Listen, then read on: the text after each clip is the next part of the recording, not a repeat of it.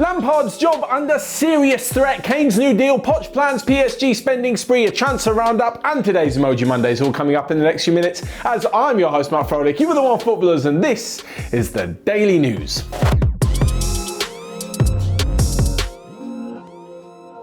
Yes, welcome back to the Daily News for 2021. I hope all of you had a good New Year's Eve celebration, but straight into the first piece of news. And after that shocking defeat yesterday, Frank Lampard's tenure at Chelsea is under threat. This is because they lost 3-1 to Manchester City, and not only was it a 3-1 loss, but a 3-1 home loss, but it tops off just a terrible end to the year for Lampard's men, and they started the new year off in exactly the same vein. It was a poor performance, and in all honesty, they let Manchester City look like the Manchester City of old. We all know that Pep Guardiola's men have been struggling this year, certainly in attack. So for Chelsea to go in 3-0 down at half-time, and in the second half, City really didn't even need to go and bother attacking. It just wasn't exactly the best display from Lampard's men. So, who is going to potentially replace the Chelsea legend in the dugout? Well, at the moment, there are, of course, just a few names being thrown around because it's just rumours that he's going to be fired before the cup clash against Morecambe on Sunday. But Max Allegri seems to be the main name, and in all honesty,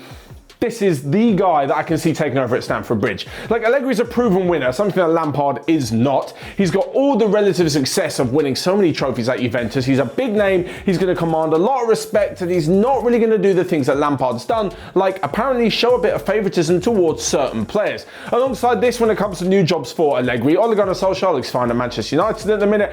Pochettino has just taken over PSG, we'll talk about that a little bit later on. And at former club Juventus, well, Andrea Pirlo is still being given a fair crack of the whips. There aren't too many jobs for Allegri around. Certainly when he goes to Chelsea, he'll be getting a massive wage for himself, and then on top of that, a big budget from Roman Abramovich too. So it looks like this could be the way forward for Chelsea. Of course, nothing concrete has happened just yet, but we will keep you updated. And actually, talking about Manchester City's lack of sharpness in goal, it has led to the rumour that they are plotting a £90 million bid for Tottenham striker Harry Kane. And so much so that Daniel Levy has not only heard these rumours, but he seems to be panicking a little bit because talks over a new deal for Kane are straight at the top of his priority list at the beginning of this month. Not so much transfers in for Jose Mourinho's side. Back in 2018, Harry Kane signed a 6-year deal with Tottenham at £200,000 per week, which, given the fact that he's one of the best strikers in the world, and given the fact that 200k a week isn't exactly that much, he can probably expect a massive pay rise.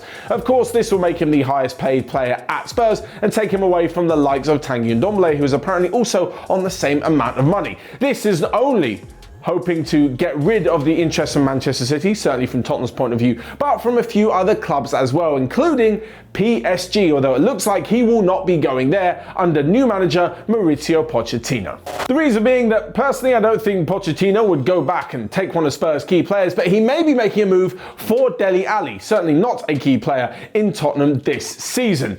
With Pochettino replacing Thomas Tuchel, he does have quite a major job on his hands. Now, of course, as someone who hasn't really experienced much managerial success in terms of trophies, he's going to PSG where not only trophies are a requirement, but it's pretty certain he'll win at least one this season, if not definitely Liga as well. On top of that, Champions League is the focus, but also for Pochettino, he's dealing with a whole new breed of player, a whole new breed of ego, dealing with the likes of Neymar and Kylian Mbappe. And I'm not saying they're massively egotistical, they're just insane world-class players who demand lots, who demand to be winning every game and every trophy, and who are on an insane amount of money. He's dealing with some hot property now. So his spending spree, well, it looks like it may not involve too many big money deals, but certainly enough to get the squad playing the way he wants. The loan deal for Moise Kean could be made permanent for Everton for £31 million. Dele Alli could be coming in from Spurs on a loan deal, as we've seen, and a few other names are being thrown around, including that of Paulo Dybala.